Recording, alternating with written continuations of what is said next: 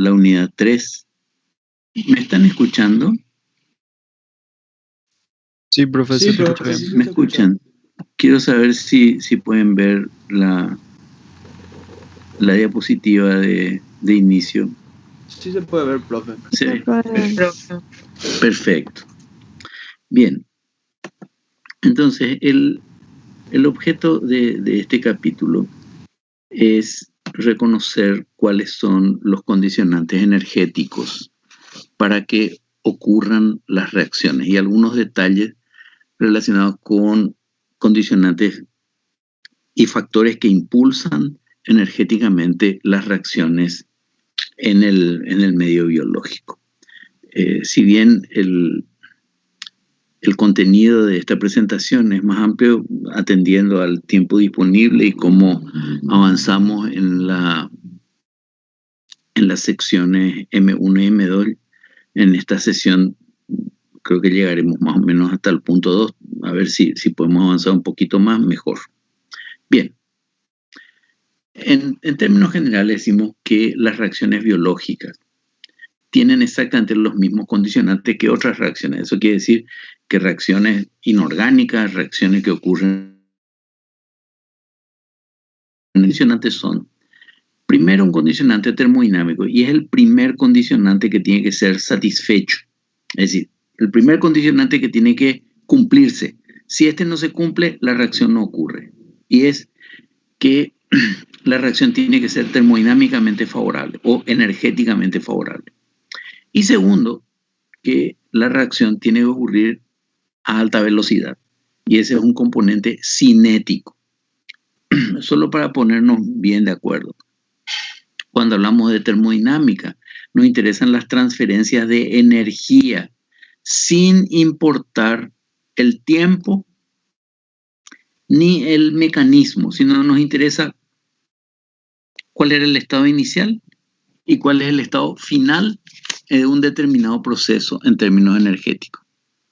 Cuando hablamos de cinética, aquí sí nos interesa la velocidad, es decir, ese mecanismo a través del cual ocurren las reacciones, sí nos interesa, y nos interesa el tiempo en que esa transferencia o ese cambio de energía ocurre. Este capítulo nos vamos a dedicar solamente a los cambios termodinámicos. Ya sabemos que en la naturaleza, ya lo hemos visto varias veces, que se tiende al estado de menor energía. Y por otro lado, que los procesos biológicos cumplen exactamente los mismos principios de la termodinámica que se siguen en el resto de la naturaleza. O sea, no es que los seres vivos tengamos una bioenergética especial o unos parámetros especiales. No, nos manejamos con los mismos principios generales. Si bien hay varias leyes de la termodinámica, nos vamos a detener solamente en dos de ellas, ¿verdad? Porque nos sirven para orientar cómo van a ocurrir los procesos en términos de energía. La primera ley de la termodinámica dice que la energía total de un sistema permanece constante.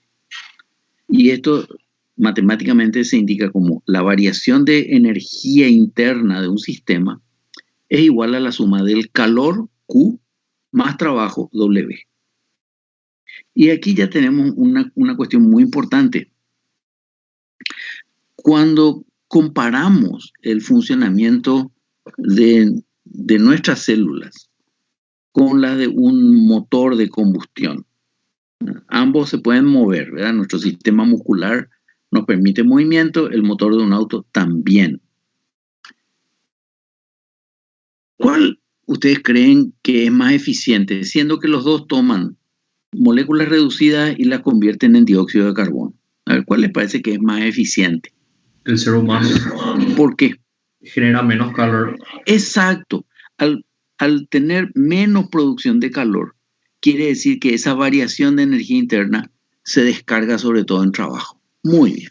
Pero tenemos que saber que esa variación siempre va a implicar algo de calor. O sea, de hecho, una manifestación de que un humano está vivo, ¿cuál es? La temperatura corporal. La temperatura corporal. Muy bien. La otra ley que nos interesa es la ley 2 de la termodinámica, o segunda ley, que dice que la entropía es una magnitud que se relaciona con el desorden. La entropía total de un sistema aumenta en los fenómenos naturales. Por ejemplo, si tenemos un gas confinado en algo, por ejemplo, en un envase de desodorante en aerosol, ahí adentro hay un gas, ¿verdad? Hay un compuesto gaseoso. Si nosotros abrimos una perforación o apretamos el dispositivo para liberar, ¿qué va a pasar con ese gas? El gas estaba a presión dentro del tubo, digamos, de un insecticida, de un desodorante. El gas, las moléculas ahí ocupaban un espacio menor, estaban un poco más ordenadas, ordenadas en el sentido que tenían menos libertad. Si nosotros le dejamos salir, ¿qué le pasa a esas moléculas? Se expanden, se quedan juntas. Se separan. Se separan. ¿Por qué? Porque ese es un sistema más desordenado. Es decir, van a pasar de un estado más ordenado, bajo presión, a un estado más desordenado, más disperso, porque no tienen esa presión. Y eso es manifestación simplemente de la segunda ley de la termodinámica. La variación de entropía en los procesos naturales tiende al aumento, tiende a ser mayor que cero, a ser un valor positivo. Otra cuestión importante cuando analizamos la termodinámica o los aspectos termodinámicos de una reacción es que nos interesa la energía de los estados inicial y final y cómo cambia entre el estado inicial y el estado final. Y esos cambios están definidos por lo que llamamos funciones de estados. Las funciones de estado son magnitudes que todas ellas miden energía. En el caso de G, mide la energía libre que vamos a relacionar con la capacidad de hacer trabajo. Delta H, H es la entalpía que está relacionada con el calor de reacción y S es la entropía que está relacionada con el desorden. Siempre que analicemos estos parámetros, estas funciones de estado, vamos a ver que por delante, esto que parece un triángulo equilátero, en realidad es la letra delta mayúscula. Y esa letra nos indica variación. Cuando estamos haciendo cálculos termodinámicos, esta variación siempre se refiere al estado final menos el estado inicial. Siempre es. En el caso de entalpía, H final menos H inicial. En el caso de entropía, S final menos S inicial y así sucesivamente. Si hablamos de la variación de entalpía, estamos hablando de la variación de calor, puede ser calor emitido o absorbido por una reacción. Si hablamos de un sistema que emite calor, entonces, ¿qué va a ocurrir? Que el estado inicial, el calor inicial va a ser mayor que el final y vamos a tener una variación de entalpía negativa. Por ejemplo, si disolvemos, diluimos alcohol etílico en agua, se calienta un poco el recipiente. Y eso porque es una reacción que libera calor, es una reacción exotérmica, o sea, libera calor. Y va a tener una variación de entalpía negativa. En cambio, si disolvemos cloruro de amonio, yoduro de potasio en agua, vamos a notar que el recipiente se enfría. Es una reacción endotérmica, es decir, está tomando calor del medio. Como tanto en la naturaleza ocurren reacciones endotérmicas como exotérmicas, no podemos utilizar esto como criterio de espontaneidad. No vamos a decir, las reacciones espontáneas son las que toman calor o las que liberan calor. El otro parámetro que nos interesa, ya dijimos, es asociado al desorden, la entropía. Y también nos interesa la variación. Queremos saber si el desorden aumentó o disminuyó, sabiendo que en los procesos naturales la tendencia es a que el desorden aumente, siempre en aumento. Y tenemos la delta G, variación de energía libre. La G viene por Gibbs, un físico-químico norteamericano. Y esta variación de energía está relacionada con la capacidad de hacer trabajo. Si la capacidad de hacer trabajo final es menor que la inicial, quiere decir que el proceso fue espontáneo y tiene un valor negativo la delta G. Este parámetro, variación de energía libre, es el verdadero predictor de la ocurrencia espontánea de una reacción. Cuando decimos ocurrencia espontánea, es que un proceso o una reacción va a ocurrir sin necesidad de que le demos energía. Vamos a poner un ejemplo. Si yo tengo una piedra en la mano y tengo el brazo extendido más o menos a 1 metro del suelo, para que la piedra se caiga, ¿yo necesito impulsarla o basta con que separe los dedos? Hay que soltarlo. Hay que soltar nomás, ¿verdad? Y la caída de la piedra va a ser un fenómeno espontáneo. Yo no le tengo que dar energía. ¿Por qué? Porque la piedra ya tiene energía potencial por estar suspendida por encima del suelo. ¿De acuerdo? Eso va a ser un proceso espontáneo. Ahora, si estamos hablando de una reacción química, no es tan fácil como alzar una piedra. Entonces necesitamos un indicador de espontaneidad que nos diga, ¿esta reacción puede hacer trabajo útil? ¿Sí o no? Si puede hacer trabajo útil, entonces la reacción va a ser espontánea. Y si no, nosotros vamos a tener que dar energía para que la reacción ocurra. Entonces la reacción sería no espontánea. La ecuación que nos permite estimar el valor de la variación de energía libre es esta que está aquí en el recuadro. Es decir, variación de energía libre es igual a variación de entalpía. Recuerden, esto está relacionado con el calor de reacción menos la temperatura en escala absoluta, en Kelvin, por la variación de entropía, es decir, el grado de desorden que se produjo en la reacción. Es así que si nosotros consideramos en la célula condiciones isotérmicas, podemos decir que la variación de energía libre es la variación de el contenido energético menos T por delta S. Y aquí vamos a unas definiciones muy importantes.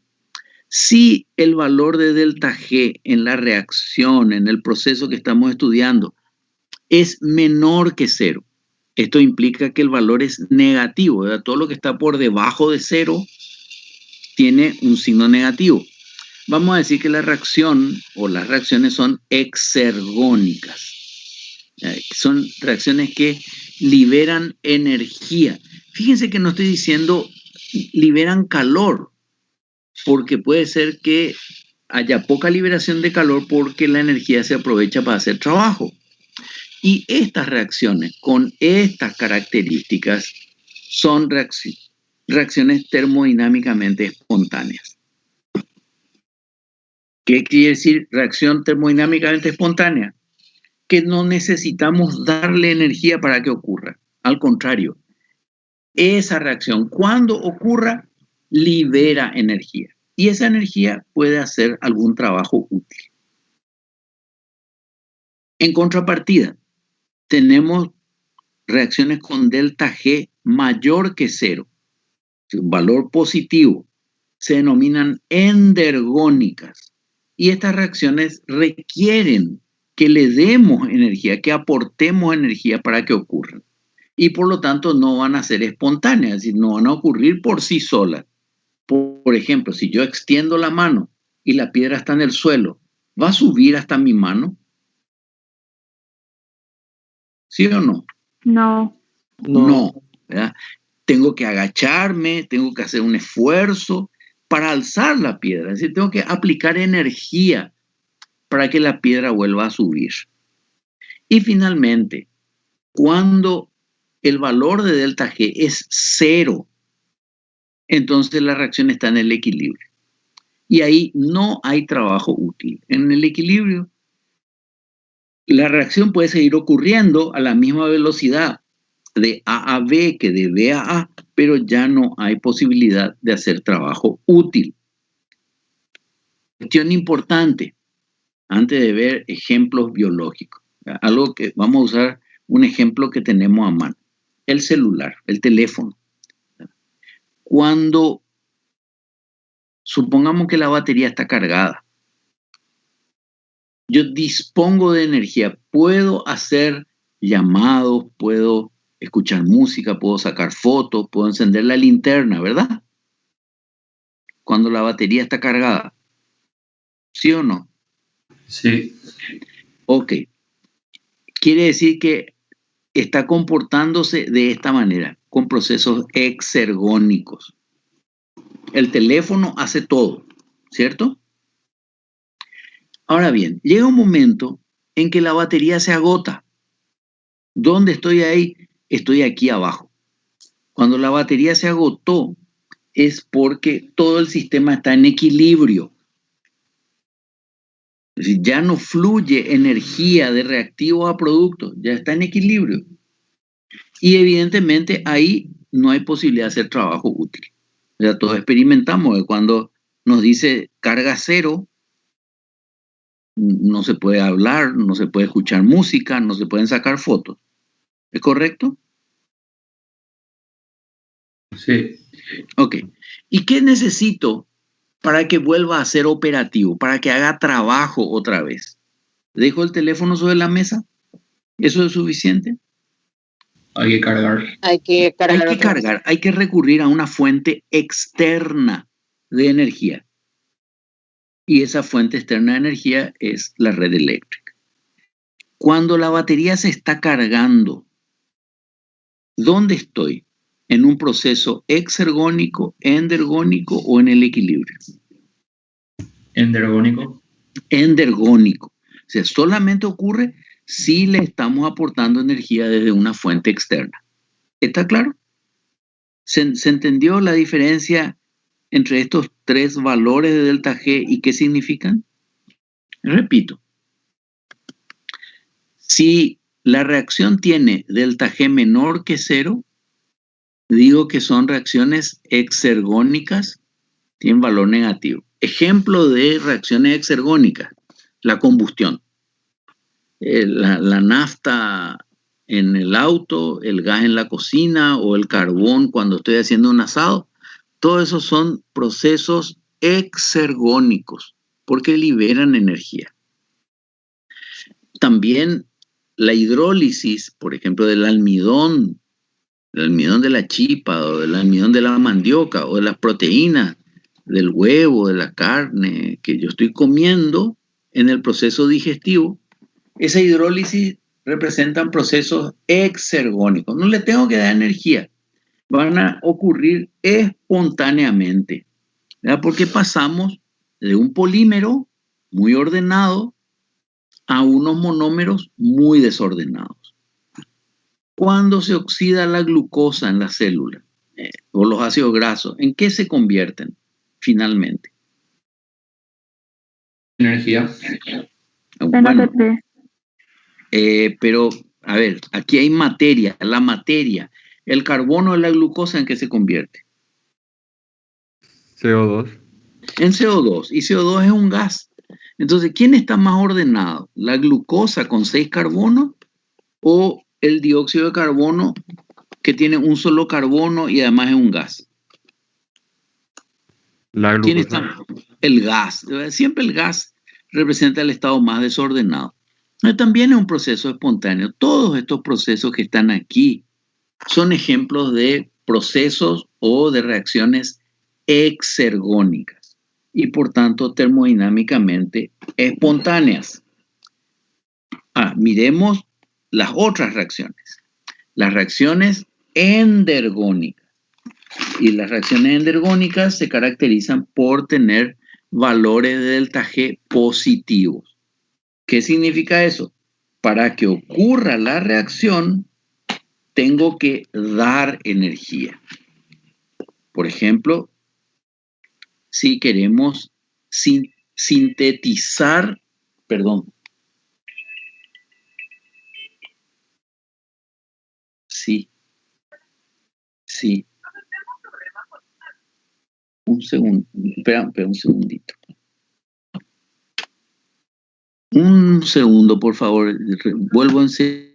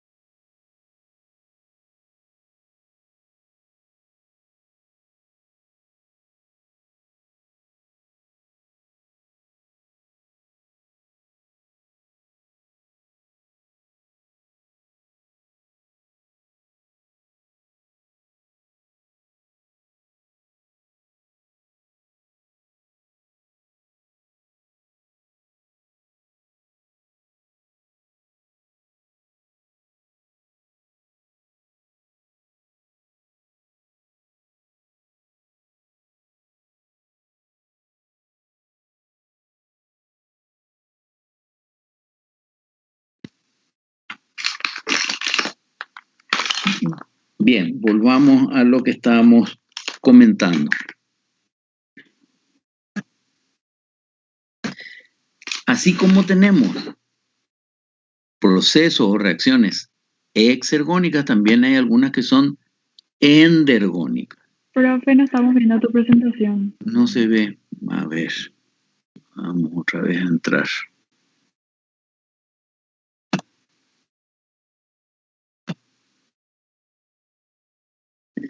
Aquí. ¿Ahora? Sí, profe, se ve.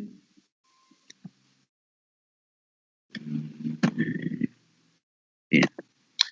Entonces, ¿cuáles serían ejemplos de procesos endergónicos? La biosíntesis, porque pasamos de moléculas simples como los aminoácidos para hacer proteínas, ¿ya? O la motilidad por contracción muscular, porque algo tiene que hacer, algún gasto energético necesitamos hacer para que esas moléculas se muevan.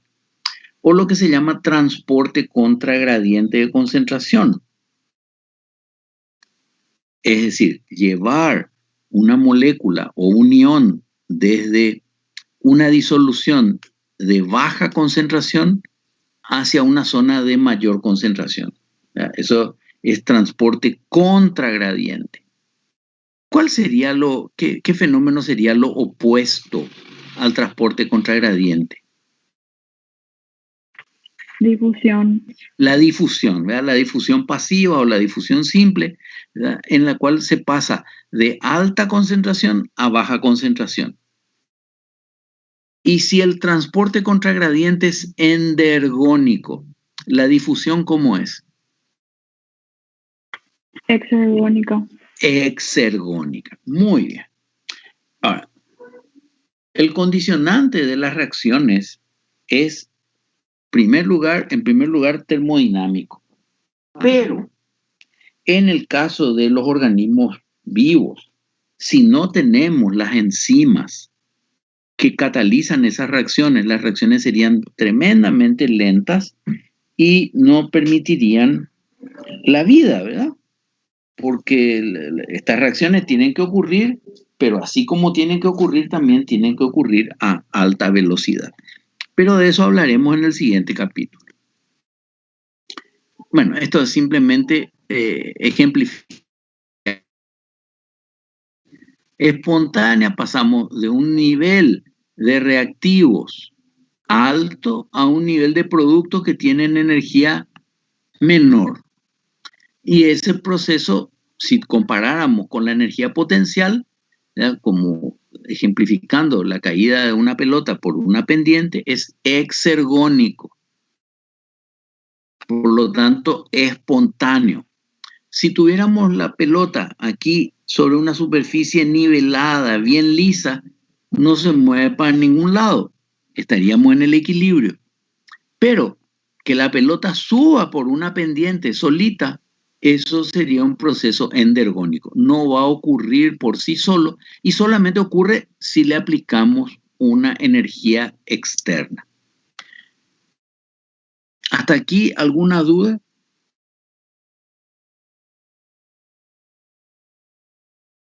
¿Me escuchan? No, ¿Alguna pero duda? no hay ninguna duda. Ok, muchas gracias. Ahora bien, vamos a concentrarnos en la variación de energía libre, ¿ya? Delta G. Todos los procesos tienen un valor de referencia, todas las reacciones, se les establece un valor de referencia de variación de energía libre. Y ese valor de energía libre recibe el nombre de variación de energía libre estándar y se representa de esta manera, delta G con un superíndice 0. ¿Qué nos dice este parámetro? Nos dice qué tan lejos está la reacción del equilibrio cuando tenemos condiciones estándar. Esas condiciones son 25 grados centígrados, 100 kilopascales de presión, esto es una atmósfera, muy próximo a una atmósfera, y todas las concentraciones de productos y reactivos, 1 molar. Esa es condición estándar para saber cuánto es el valor de delta G de referencia. Es como un parámetro de comparación. Pero aquí nos encontramos con un problema. Imaginen que esta sea una reacción en la cual se liberan protones. Entonces, ¿cuánta sería la concentración de protones? ¿Estamos en condiciones estándar? ¿Cuánto sería? ¿Podría ser, profe, un 10 a la menos 7? No. A ver, si acá dice todas las concentraciones de productos y reactivos, 1 molar. Si la concentración de protones Sí, fuera una 1, molar sería, profe. claro, tendría que ser 1 molar. ¿Y cuál sería el valor de pH?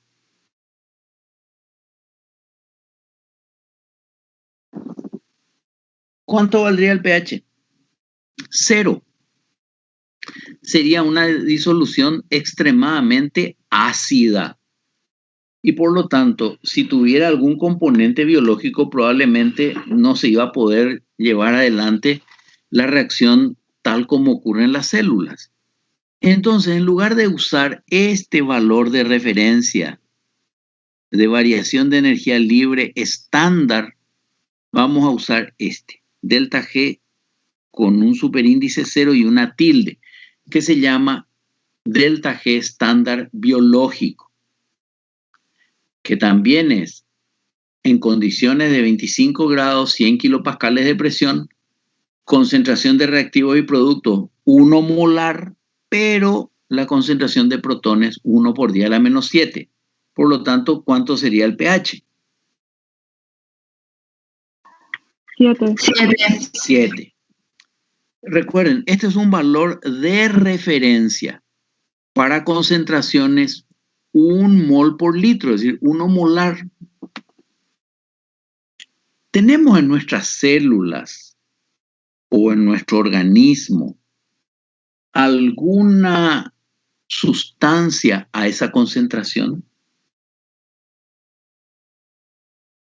Más o menos, ¿cuál es la escala o el nivel de concentración de los metabolitos?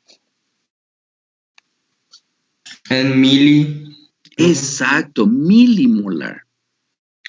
Por ejemplo, la glucosa en ayunas, la glucosa es importante para nuestro organismo, pero en ayunas nuestra concentración de glucosa está entre 4,5 y 5 milimoles por litro. Y eso es una concentración de algo muy importante. Bicarbonato, que hay muchísimo en el plasma. ¿Qué concentración molar tiene? ¿Recuerdan? 23 a 25 milimolar. Sí, estamos muy lejos de la concentración 1 molar. Pero esto es un valor de referencia, no es el valor que tiene delta G en las reacciones que están ocurriendo en nuestras células, sino un valor de referencia. ¿Está claro? Una referencia. Bien, el valor de delta G estándar se relaciona con la constante de equilibrio. ¿De qué manera? Reacciones o procesos, vamos a hablar de reacciones mejor, que tienen delta G estándar negativo, la reacción tiende a ir de reactivos a productos. ¿Verdad? Porque son reacciones, ¿cómo diríamos? Termodinámicamente. ¿Cómo es ¿Perdón? ¿Exergónicas o favorables? Claro, la reacción es exergónica, por lo tanto es termodinámicamente favorable. Y podríamos decir una reacción espontánea. Muy bien. En esta reacción vamos a llegar al final a tener mayor concentración de producto que de reactivo. Y en consecuencia, la constante de equilibrio va a ser mayor que 1. Recuerden que constante de equilibrio mayor que 1 nos está diciendo tenemos en el equilibrio mayor cantidad de producto que de reactivos. Pero si fuera una reacción endergónica, valor de delta G estándar positivo, nos encontramos que lo que va a prevalecer es la reacción en sentido inverso. Es decir, se va a alcanzar el equilibrio, pero yendo de productos hacia reactivos. Entonces, al final, tendríamos en el equilibrio mayor cantidad de reactivo que de producto. Y esto se caracteriza por una constante de equilibrio menor que 1. Ahora, yo les pregunto, ¿cuánto es el valor más pequeño que puede tener la constante de equilibrio? 0. 0. ¿Puede ser negativa la constante de equilibrio? No, profe. No, no puede ser, porque siempre va a ser concentración de productos sobre concentración de reactivos.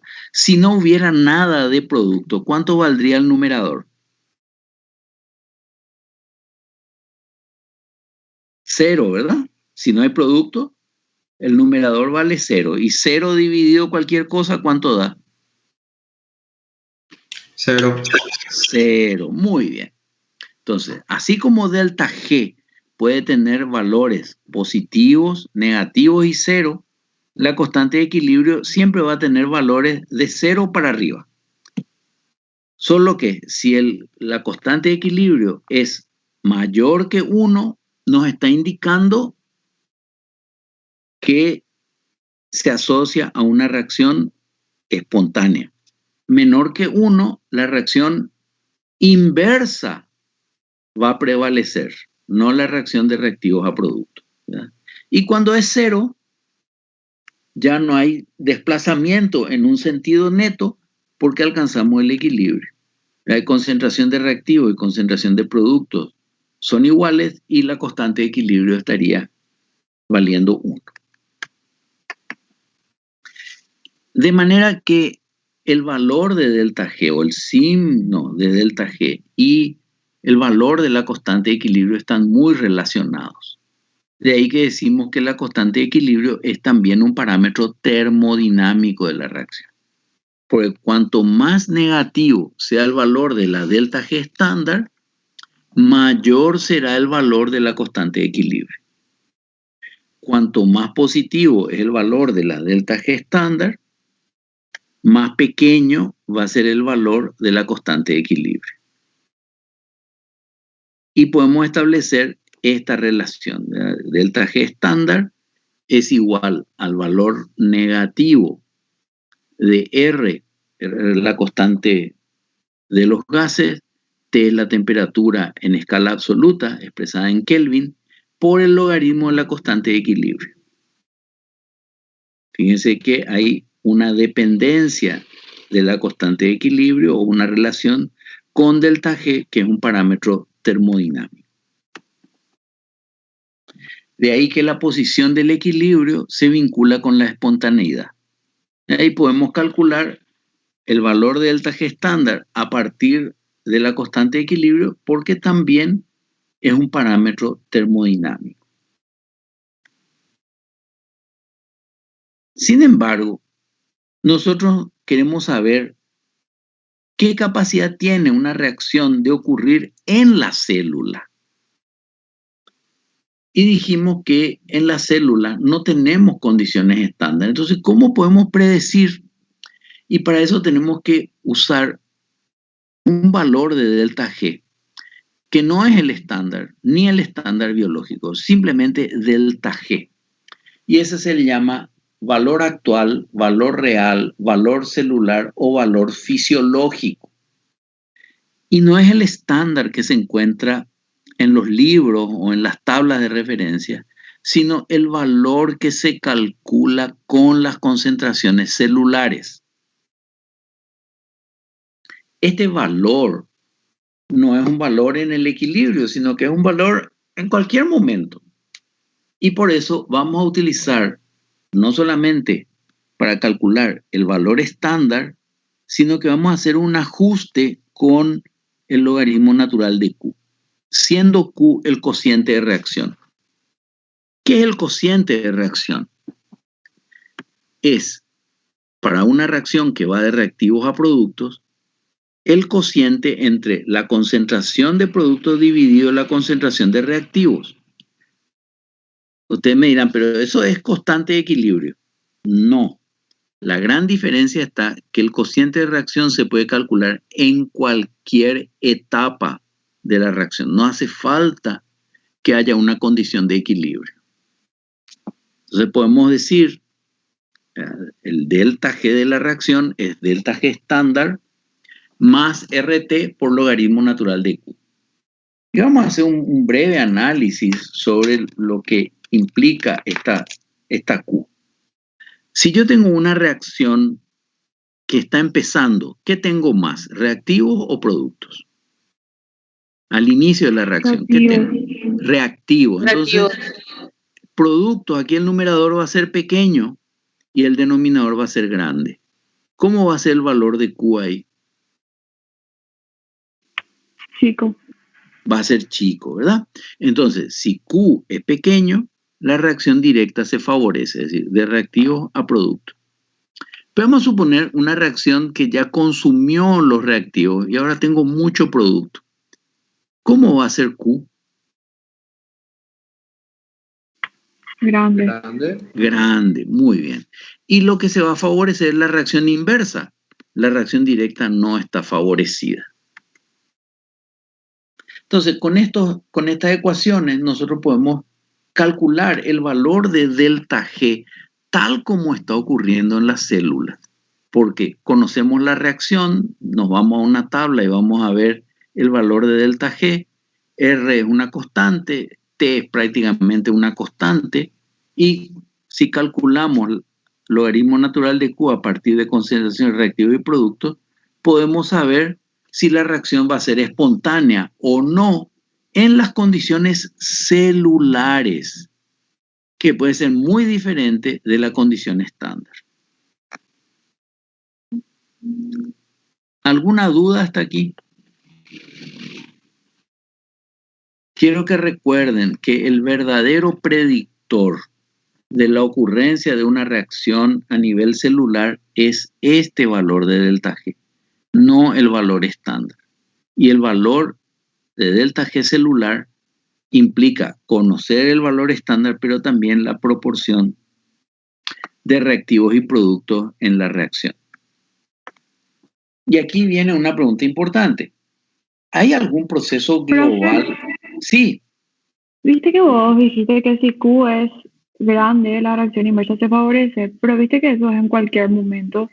Pero si es que al final de la reacción hay más productos, quiere decir que la reacción fue favorable. Claro.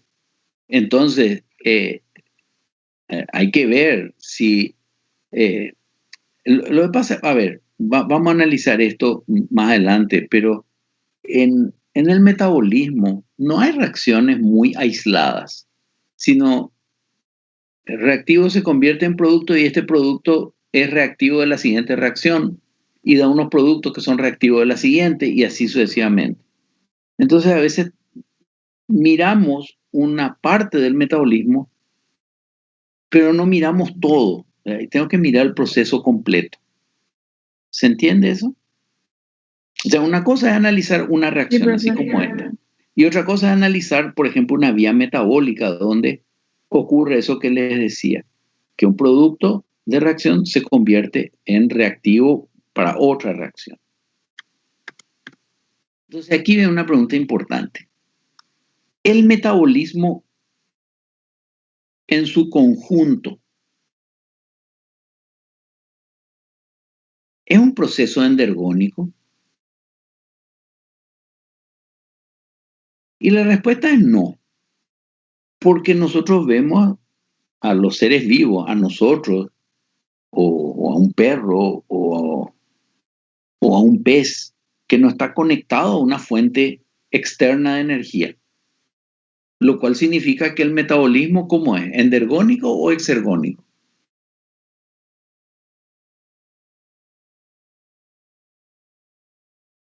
Exergónico.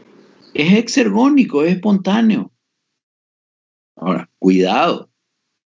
Es posible que dentro de ese proceso grande y complejo, algunas reacciones sean endergónicas, algunas. Pero en general, y por favor, retengan esto, las vías metabólicas, ese conjunto de reacciones, son espontáneas, es decir, exergónicas e irreversibles. Se ocurren en un sentido. Entonces, ¿cómo se puede resolver esto de que el proceso completo es exergónico, pero puede tener alguna reacción endergónica entre medio? Y eso se resuelve mediante un fenómeno llamado acoplamiento energético de reacciones. Vamos a mirar este ejemplo. A ver, ¿quién va a necesitar, a ver, ¿qué energía se necesita para que el chico de suéter rojo llegue hasta aquí? Se necesita esta energía, ¿cierto? Este es el valor de delta G para que este chico llegue aquí. ¿Ese proceso es endergónico o exergónico? Endergónico. Endergónico, consume energía. Además tiene un valor positivo de delta G. ¿Quién va a dar esa energía? Y le va a dar el salto de este chico de suéter azul, que fíjense que es más grande, ¿verdad? Por un lado. ¿Qué otra cosa? Salta desde un lugar más alto. Por lo tanto, ¿cuánta energía va a dar este? ¿Va a ser el proceso endergónico o exergónico? Exergónico. Exergónico, ¿verdad? Aquí hay un signo negativo. Entonces, este proceso exergónico está acoplado con este endergónico y el conjunto va a funcionar. Por ejemplo, aquí tenemos un ejemplo metabólico que ocurre en plantas. La glucosa, para unirse a la fructosa y dar sacarosa, es un proceso que dice aquí. No es espontáneo. No espontáneo. ¿Por qué? Porque es Endergónico. Biosíntesis. endergónico, pero está acoplado a otros procesos que son espontáneos, con delta G negativo. Por ejemplo, el fosfonolpiruvato se degrada a piruvato, esto libera energía que permite producir ATP y el ATP impulsa esta otra reacción. Entonces, para terminar la sesión de hoy, yo le pido 3 minutos más para ver cómo se acoplan energéticamente las reacciones, es decir, cómo un proceso o reacción endergónica puede ser impulsado por una reacción exergónica. Y hay Porque ¿Perdón? perdón. Yo iba a decir nomás que porque la exergónica libera energía que es necesaria para la endergónica. Exacto, así mismo. Y eso se llama acoplamiento energético de reacciones. ¿Cómo opera el acoplamiento energético de reacciones? Y hay dos maneras muy frecuentes, pero sobre todo la segunda es la más frecuente. Pero vamos a analizar las dos. Una es mediante un intermedio común. Aquí tenemos valores delta G estándar, no son fisiológicos, pero vamos a usar estos valores nomás. Y ustedes me van a ir diciendo cada reacción si es espontánea o no. Por ejemplo, malato se deshidrata a fumarato y agua. ¿Espontáneo o no espontáneo? No es espontáneo. No, muy bien. Fumarato reacciona con amoníaco para dar aspartato más agua. ¿Cómo es el proceso? Espontáneo. Espontáneo. ¿Tenemos algún intermedio común? ¿Cuál es? Fumarato. El Fumarato. Entonces podemos sumar estas dos reacciones. Cancelo aquí, fumarato y aquí. Y me va a dar malato más amoníaco, produce aspartato más agua. Y voy a hacer una suma algebraica de los valores delta G. ¿Qué me da? ¿Proceso global espontáneo o no? Espontáneo. Espontáneo.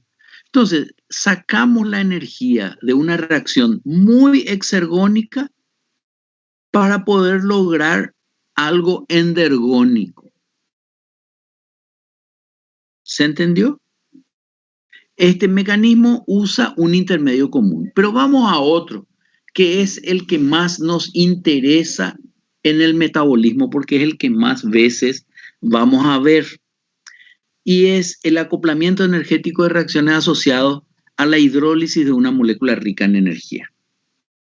Les advierto que todas estas reacciones que vamos a ver son reacciones que de verdad ocurren, solo que a veces no ocurren como las escribimos. Vamos con la primera, glucosa con fosfato inorgánico. Esta PI significa fosfato inorgánico. Esterifica 1H de la glucosa para dar un éster, glucosa 6-fosfato más agua. Este proceso, esta reacción, en estas condiciones, ¿es espontánea? No. No. Decimos que es una reacción, a ver, signo positivo, ¿cómo se llamaría? Endergónica. Muy bien.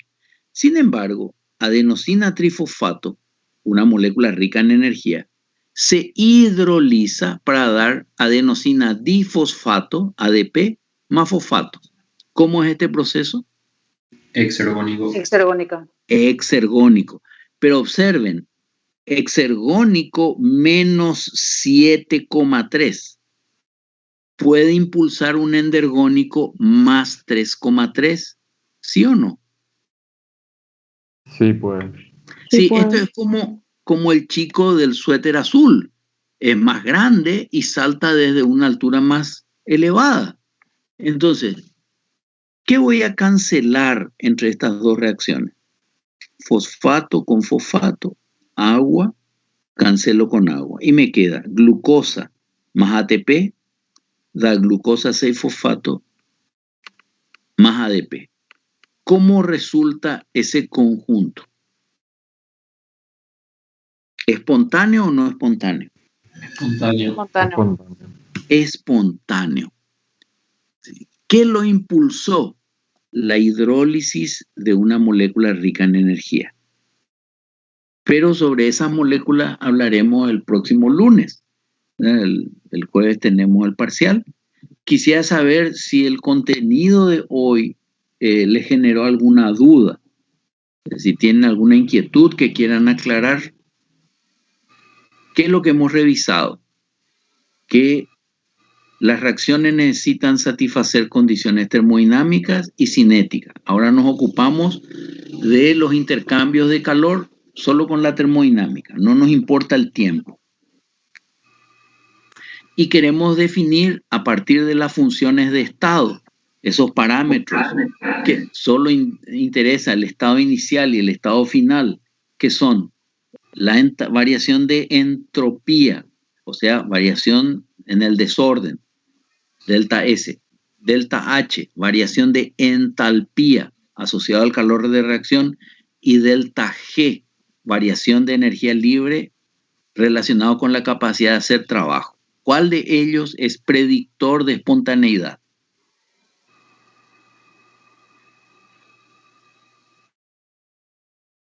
¿Cuál de ellos es? El verdadero Delta G. Delta G, muy bien. ¿Y cuándo la reacción es espontánea? ¿Cuándo delta G es? Negativo. Negativo, menor que 0, reacción exergónica. ¿Cuándo no es espontánea la reacción? Cuando delta G es positivo.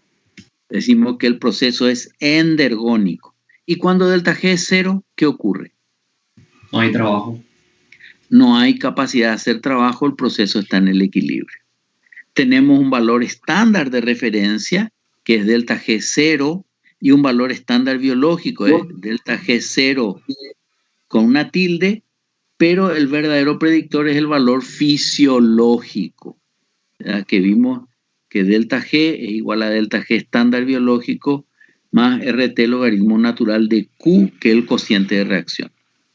Y también analizamos que la constante de equilibrio es un parámetro termodinámico. Reacciones con delta G estándar negativo, ¿qué clase de constante de equilibrio tienen? 1 mayor que 1 o menor que 1. Mayor que 1. Mayor que 1. Muy bien. Y al revés, ¿verdad? Si la reacción es endergónica, la constante de equilibrio va a ser menor que 1. También analizamos que se pueden acoplar energéticamente reacciones de manera que procesos endergónicos sí puedan ocurrir si están acoplados por medio de un intermedio común o por la hidrólisis de una molécula rica en energía a otra reacción fuertemente exergónica, de manera que la suma algebraica nos dé un valor de delta G negativo. Eso en apretado resumen lo que hemos tratado hoy.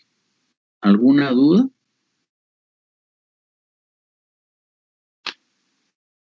¿Algún comentario? No, profe, gracias. Bueno, que tengan buena semana, prepárense bien para el examen y continuamos con bioenergética el próximo lunes. Hasta el jueves. Hasta luego, buena semana para todos. Gracias, profe. Muchas gracias, Gracias profe. igualmente, profe.